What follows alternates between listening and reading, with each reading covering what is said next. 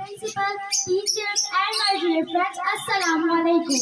Walaikum assalam. My name is Manail. I did in class first hour. My school name is tadrees. Today the topic of my speech is Defense Day of Pakistan. Today is the 6th of September. We proudly celebrate it as a Defense Day of our sweet motherland.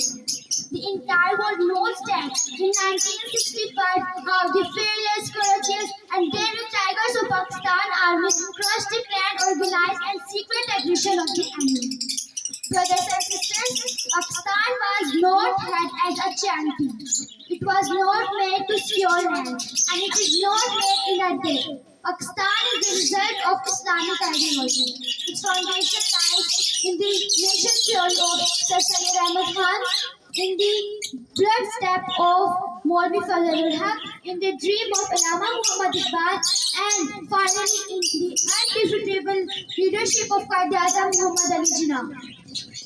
Respected principal, Hindus still continue the fake pride of immediate strength in the mind, so their hearts did not accept Pakistan as a prosperity.